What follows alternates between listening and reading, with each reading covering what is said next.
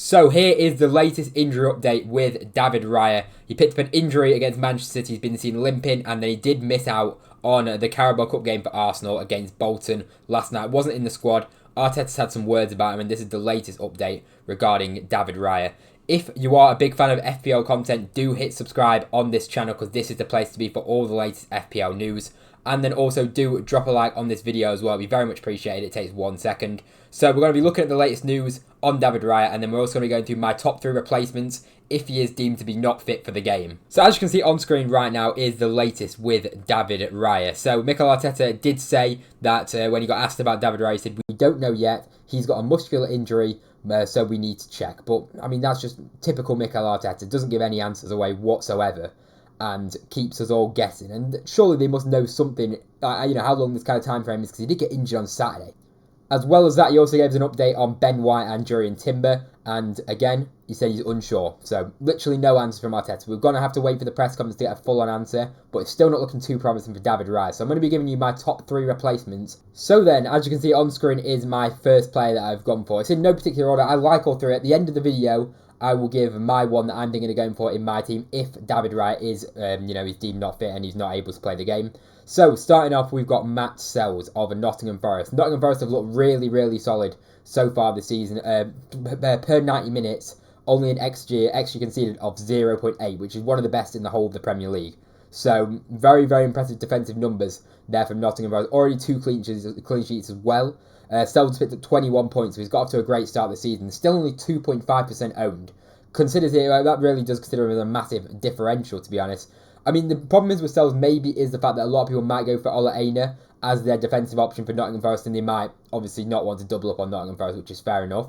But, as I say, Nottingham Forest's defensive numbers have been very, very good, right up there at the top of the Premier League so far this season. And the fixtures coming up as well, as you can see, don't look too bad at all. Fulham at home next, Chelsea away isn't ideal, but then Palace, Leicester and West Ham. And even still, even if you have Chelsea away, Sels picked up a 9-pointer against Liverpool, and even against the top teams for goalkeepers, they can get a lot of saving points. They might be able to, you never know, could maybe nick a clean sheet, but the saving points is the main thing. And even though it looks like a bad fixture, it's actually not too bad for a goalkeeper. Sels as well, picking up 11 saves, isn't too many saves. He hasn't faced a lot of shots on target against him. Now coming in as our second player we've gone for in the top 3, it is Mark Flekken. Now, he's kind of like the opposite of Sels. He's got no clean sheets, and he's got a lot more saves. But then Brentford's XG conceded is very, very high as well, at 2.22. Picked up 15 points so far this season, which isn't too bad considering he hasn't picked up any clean sheets yet. And Brentford's fixtures do take a turn for the better. Now, with the next 5 coming against West Ham at home, Wolves at home, really nice next 2 there. United away, Ipswich at home, and then Fulham away. So a chance for some clean sheets, and Brentford do concede a lot of shots as well. So you'd think if Flekken did get a clean sheet, he would come in with some big points, because you'd expect him to get maybe a couple of saving points in there as well. So with the fixture turning, that does definitely make Flekken a decent option in my opinion. He's got 11% ownership so far, 77,000 transfers in so far. So still not too highly owned, and the fixtures coming up for Brentford do look very nice. So he's definitely one to consider, but it's just that 0 clean sheets. I'm just not sure with that Brentford defence. It's just not convincing at all. The XG as well, 2.22 conceded.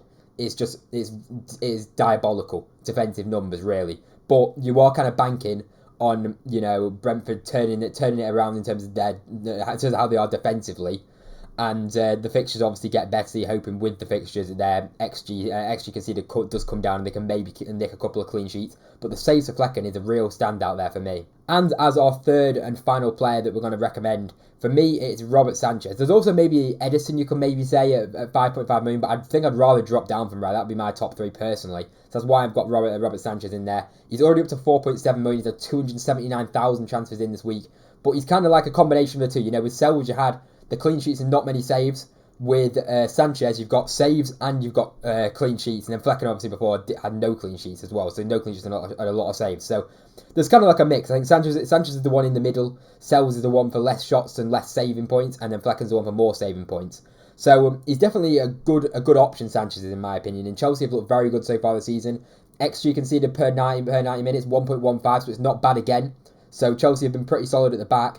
And 21 saves as well for Sanchez. You just can't really overlook that. And with the fixtures coming up, it's a mixed bag really for Chelsea there. See, as I said, the next 2 aren't too bad against Brighton and Forest, both at home. And then the next 3 there, pretty tough really. Liverpool, Newcastle and Man United. You can argue really all of them are tough games because Forest have been good so far this season. Brighton are good going forward. It is... Clean sheets aren't exactly guaranteed for Chelsea in the next 5.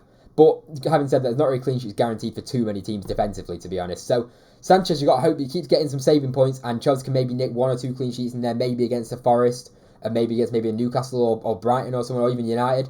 Yeah, there is a chance of a clean sheet, but you wouldn't absolutely bank on it, would you? So Sanchez I do like, though. At 9.1% ownership, he's had a lot of people bringing him in. And, he is rising in price quite quickly. And I do kind of like him, to be honest. Honestly, if I was picking between the 3, I think it's so close between them. But for me, I might just about go for Flekken due to the fact that maybe I could have Aina in my defence for Nottingham Forest as that coverage for the Nottingham Forest defence. With the numbers of Forest, Forest have put up so far this season, I do think, on a wild card, going for a Forest defender or keeper is a good option. But Flecken's got them saving points and he has got the fixtures coming up as well. So I'd maybe just about go for Flekken, but honestly, I'm still very torn between the 3, to be honest. But we need to obviously wait and see with the RAYA news and the press conference from Arteta. I'll be doing a video on the press conferences straight away when Arteta updates us. I'll do a video straight away on that. So do subscribe to the channel and do like this video as well. It'd be very much appreciated. And as I say, there'll be a lot of FPL content coming up in the future. So thank you very much for watching, and I'll see you in the next one.